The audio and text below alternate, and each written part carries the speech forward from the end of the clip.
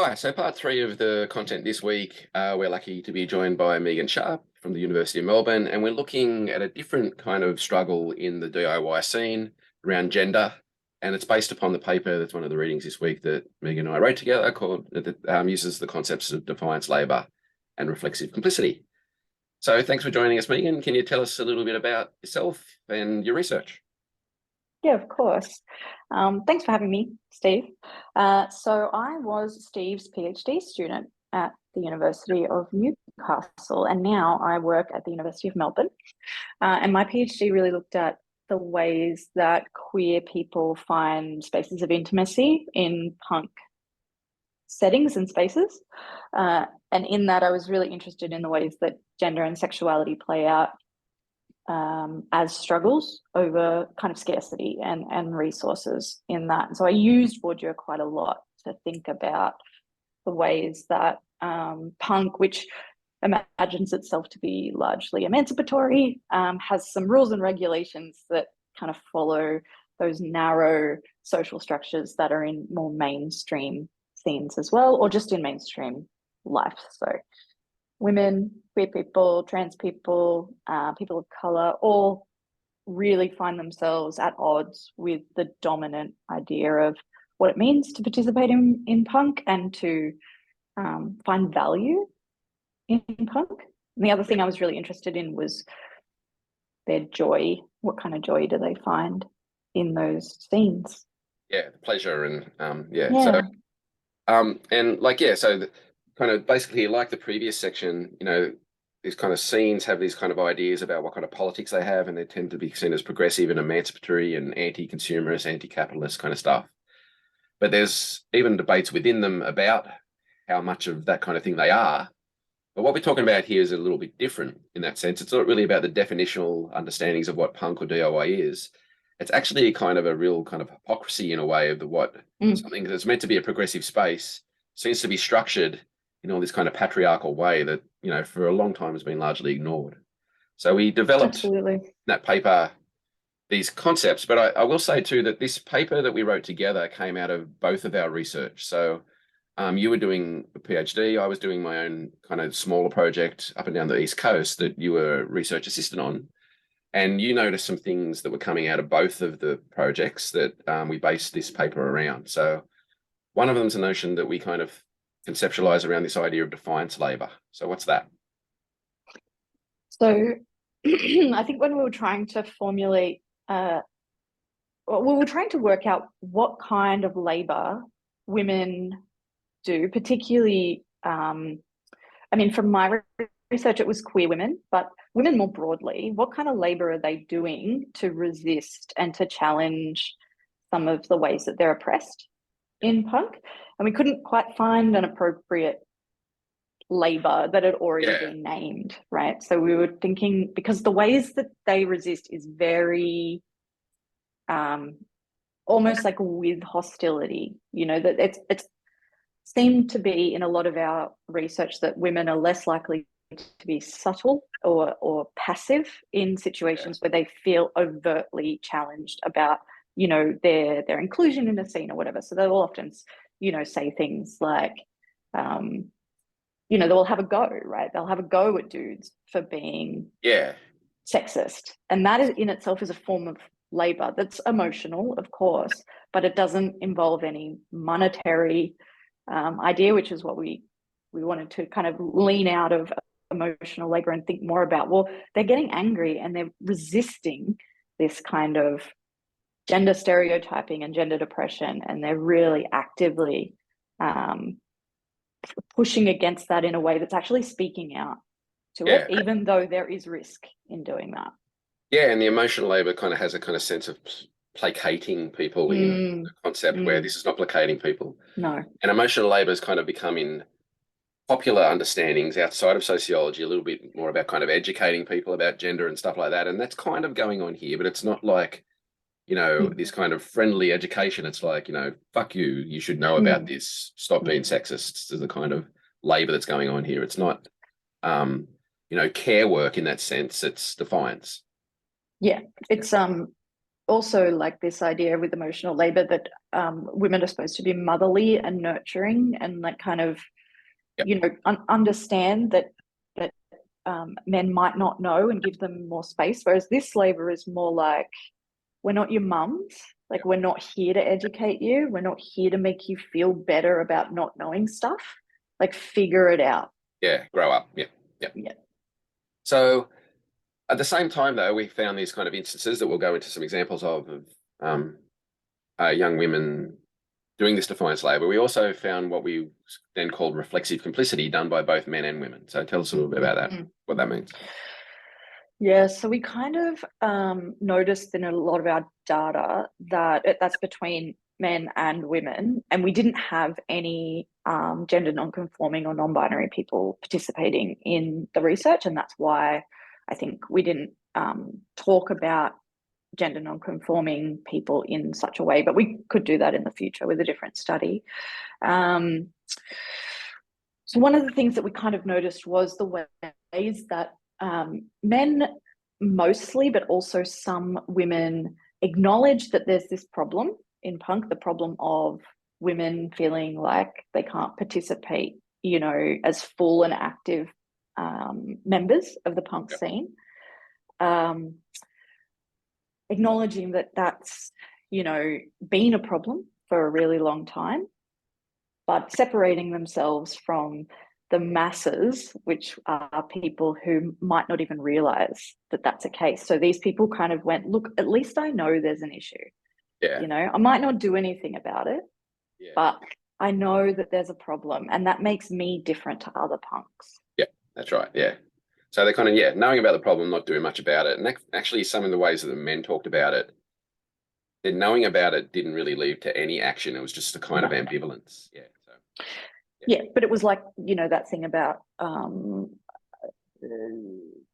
expectation, right? There seemed to be in a lot of the data that the men didn't feel like there was a huge expectation of them to do any more than just know about the issue. It's not their job kind of thing. Yeah, not my job. And also, like, what could I do? What could I possibly do to kind of fix this problem? Yeah. So at the time around both these projects were going on, there was a kind of controversy in the scene, and this kind of escaped out of the scene. It was reported about in mainstream newspapers and stuff as well.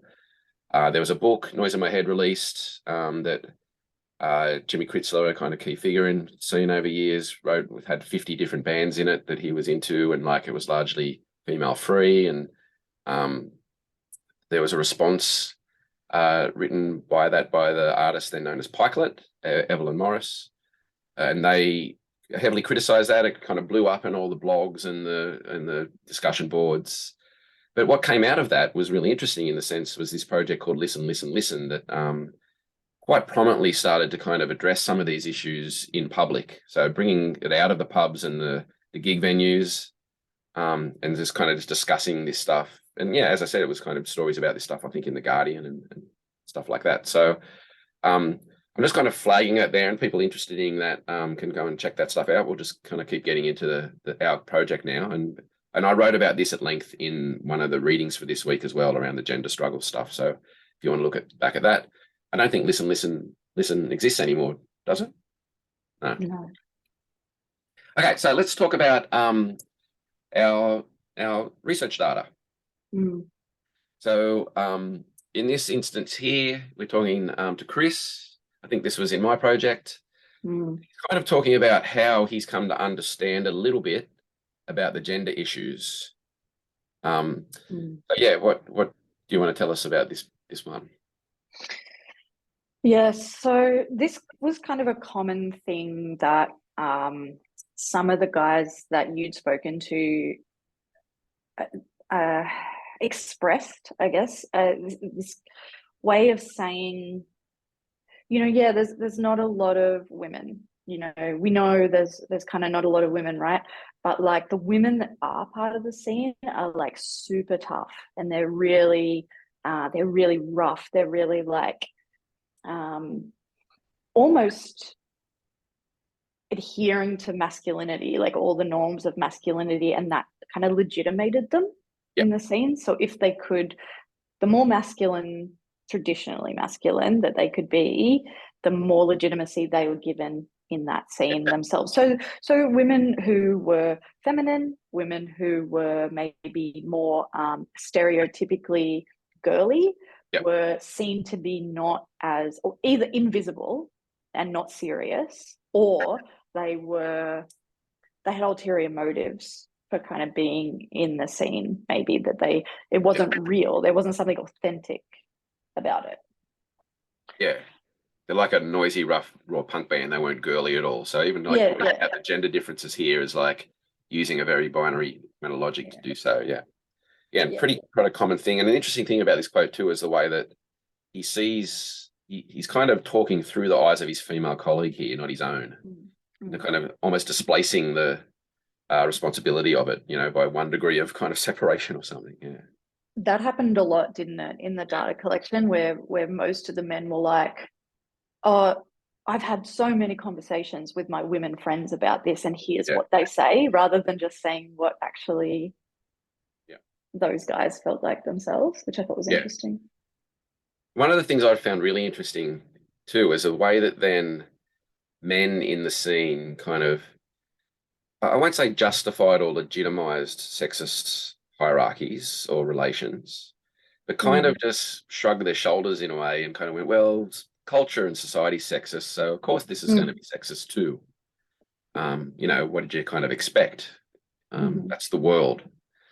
Which again, I think is really interesting in terms of the orientation towards punk as like this kind of rebellious, resistive space where it's kind of reproducing the very things that it should be rebelling against. So, you have Axel here talking about like, there's a marginalization of women and, the scene, sure, triumphs masculine values, just that we live in this scene and culture, these are facts about culture in general. So, I wouldn't say that the men are kind of validating what's going on, but again, it's this kind of theoretical analysis of a thing that's like they've invested their lives in, most of these people, that like it's so important to them, and they make all these kind of value judgments about the world through it. And as we talk in another part of the lecture, they make decisions about their careers through this kind of punk illusio lens. But then it doesn't kind of then seem to leak into this activity of trying to maybe addressing what's going on here. So I think that's a really important thing as well. There's a kind of rationalization of what's going on. Totally. And this one, I know that we've kind of spoke about this one before, is like others kind of basically said, no, everything's fine. There was like a post-feminist analysis, right? Men are like, no, men and women are equal. I've never really seen a distinction between males and females. And also that, that this and the previous comment that you made about like rationalizing why there is a distinction or completely erasing a distinction is also because there's this assumption, I think, in a punk that like the most important problem that punks are resisting against is like consumption, commodity, anti-authoritarianism, like damn the man, right? And that everything else is kind of a bit frivolous compared secondary to those concerns. It's really big. Like if we're all fighting against authority, then we have something in common that is like uniting us, and that uniting will bring us together even though we're different genders or races or sexualities or whatever. And it's just not the way. I mean, it's the basic same argument for anarchism, right? That like anarchists are like, really gender blind and blind to ideas of gender and sexuality because they're so focused on the political ideology at hand and cannot see that that's a part of that. Gender and sexuality are also a part of everyday politics. Yeah, anarchist kind of thought being often cited as a key influence on punk thought as well. Yeah. So what was interesting too about that is like, and then many of the practices that they did, like including the previous slide where that guy didn't have like any really female artists at all on his record label. Even when there's kind of overt sexism that happens, you can see, actually, no, it's in the next one. So we're talking about L here, I suppose, in reaction to those issues, the kind of giving out cookies thing, which, sorry, I think you should tell us about that because I really like this as a kind of concept in a way. Yeah. It kind of creates the Defiance labor. Yeah, totally. So one of the things that that my participants, the women and the queer folk who I talk to, they could also look, like, reflect on their own behavior as symbolic violence and as being reflexively complicit, like just being so exhausted by the kind of overt sexism, whether that's lyrically in a band, whether that's of a venue, whether that's by representation.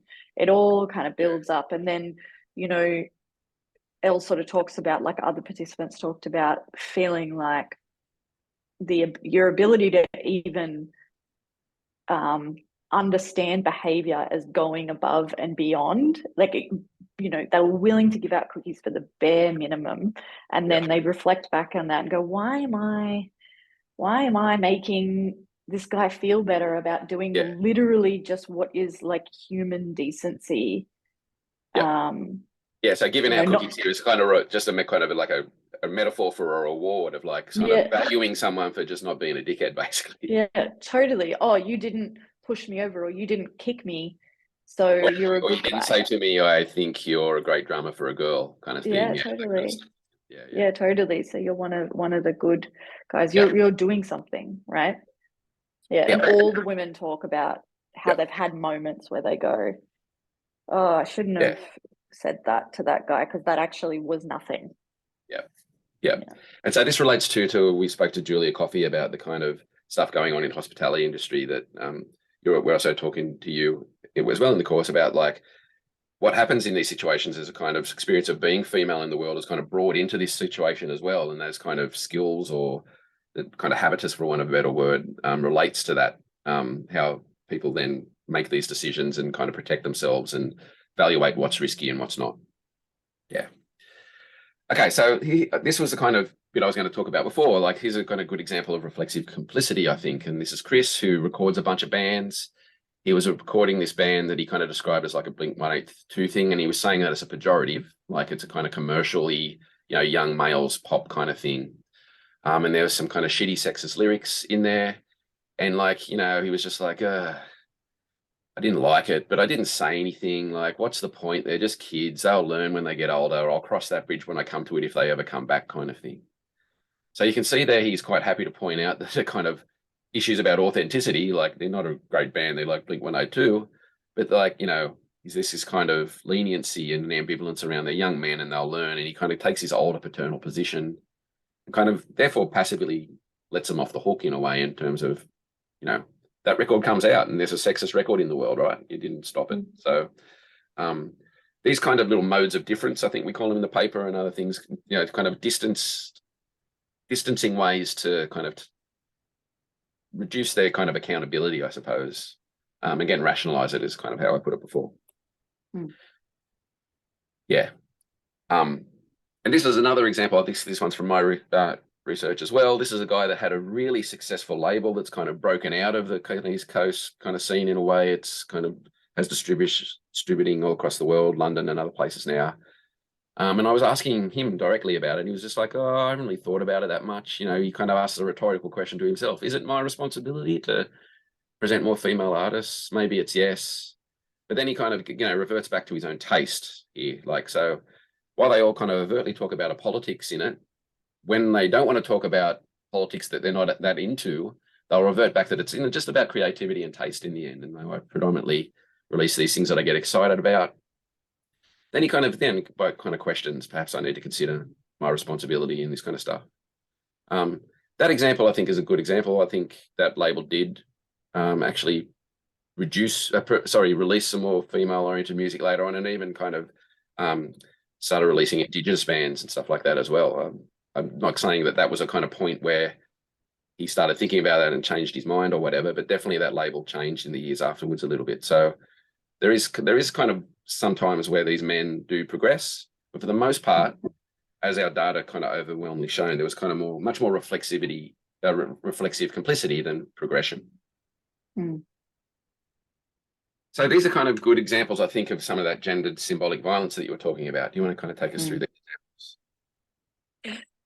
Yeah, so, like, I think what was kind of interesting is seeing the difference between what the women that I interviewed understood as actually doing something, and the men understood as doing something as well. So, you Yep. know, like for Debbie, she's like, one of the things I do is I just refuse to play with particular people. Like I'll just say no to shows Yep. because I'm not gonna be there and be on a platform the same as this person who I know is you know, either perpetrating violence or being kind of just not helping the scene to kind of Yeah. progress or allow for any diversity.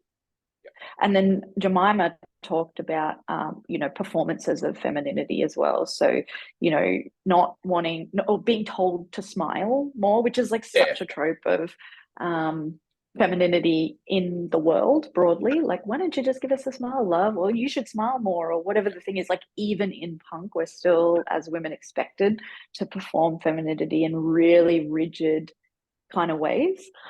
Yeah. And the Jemima example there, I actually sought her out deliberately because she was a year or so before I interviewed her, kind of, again, part of a kind of controversy, as far you would call them, in the scene, where there was a kind of, yeah, a kind of quite sexist review of their band, basically saying she doesn't smile on stage, right? And then again, underneath, there's a kind of debate about all this kind of stuff, and she's asked to comment on it and all this kind of thing. Like, again, asked to kind of almost do this kind of emotional labor to support the scene, to kind of educate people, when she's like, no, fuck that. Like, that's not Yeah. really what I need to do.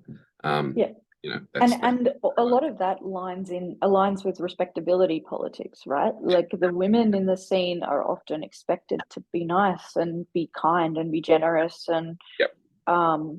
You know, in order to give more space over for the already dominant group Yep. to understand how to make the scene better. And Yeah. then like I'm not, you know, it's also not about like it's not like there aren't guys in the scene that care and that do make the scene better, but you know, it's just that the for the most part, it's been such an ongoing issue that you have to acknowledge that like there is a dominant group and there is an oppressed group Mm. in order to like distinguish that power Yep. and Yep. make the argument that we do. Yep. So here we have it, moving on a bit to talk a little bit about an example of defiance labor. And so kind of mentioned this already, like the common kind of way that men kind of even compliment women. You know, you're my favorite female drummer and that kind of thing. So yeah, tell us a little bit about this example and what it means. So I really love this quote. This person that I interviewed is an amazing live drummer and has received quite a lot of accolades, right, for their ability, and yet still receives what I'm sure the person saying it imagines to be a compliment, but actually just feels like a backhanded Yeah. kind of almost like an insult, right? Like you're my favorite kind of female drummer, not just drummer. It's Like it's like you're my favorite reserve grade drummer. yeah, totally. Yeah. And for them, they sort of felt really like angry about that and would call people out and say, "Oh, well, who's your favorite male drummer?" You Yeah. know, like, well, what do you mean by female drummer? Like, tell me more about what you're trying to say here. And then she was kind of painted as being difficult and hostile and kind of a bitch, really. Like these kind of stereotypical ways of that women behave when they're not being kind and nice to men. So this is an example of defiance labor. Like she kind of knew that by saying that, this person that was giving her the compliment would arc up at her, but she was like, "Nah, this is I'm off it." Yeah. That's right. And like, yeah, then there's this kind of confusion, and there's a risk in this as well, you know, in terms Totally. of not only kind of social sanctions, but like violence as well, and that kind of thing. So, yeah, it's a really good example of defiance labor. It's a really good way of that playoff between defiance labor and reflexive complicity, because elsewhere they kind of talk about, you know, as we kind of pointed out, you can't do this every time you experience this kind of comment or sexism, but sometimes it's just beyond the pale and it becomes a moment to do something about it. Okay, so to sum up quickly, kind of there's a desire and recognition of change by men, but like they're quite passive about it, I think, is a way to sum it up more often than not. there's a definite distinction between the men in the scene, they're separating themselves from the masses, but still really behaving like, you know, in a kind of very patriarchal, like not necessarily hegemonic masculinity way, but a kind of ways that echoes with that quite a lot in the scene. So yeah, we kind of talk about like how could things be different, and we kind of, one of the things we talk about is how men need to kind of, you know, aim up a bit here, and rather than kind of having an orientation towards their scene that they invest themselves in so much, rather than this is what it is, we kind of need to be more about it's not what it could be, and actually kind of practice forms of resistance and politics here rather than just kind of doing it selectively. And you talk about, I think, what's interesting in this is kind of the sense of futurity stuff. So can you conclude this part by just talking briefly about that?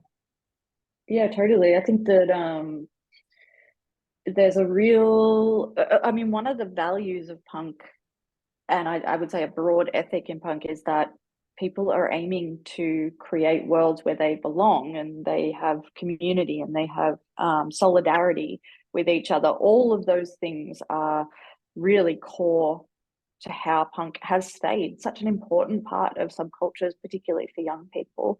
And there's a question for most of the women who I interviewed, which is like, when will the turn happen? Like, when are we going to be in the future? And for the guys, that's less obvious. They often talk about their scene in the current, in the now.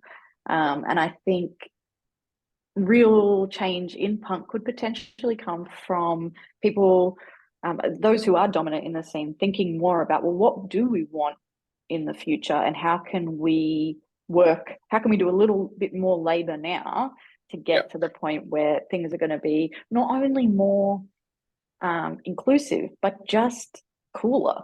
Like the music is going to be cooler, the sound is going to be cooler, the venues are going to open up. Like thinking about what they're missing out on by the fact that they're homogenizing their scene. Yeah, I think that's really well put. And particularly because this seems to happen again and again. You know, there was similar debates about the 70s punk scenes, and then Riot Girl come, you know, and all this kind of stuff. It just, it's kind of, as much as things change, they kind of stay the same. And so that kind of sense of futurity that you're right about, I think is really important to think about why people actually get involved when they experience this stuff. It's kind of worth persisting for these kind of positive kind of future ends. Yeah. And I mean, it's like Kathleen Hanna said when I went and saw Bikini Kill a couple of weeks ago, and she said, you know, we got to keep making art because no one's going to make it for us. Right. So the thing about this paper is defining, well, who is us? You know, like we need to work out who is us so that we can, you know, have a stronger orientation towards solidarity rather than being in competition. Okay, Megan, thanks for that. We'll leave it there. You're welcome. Thanks, Steve.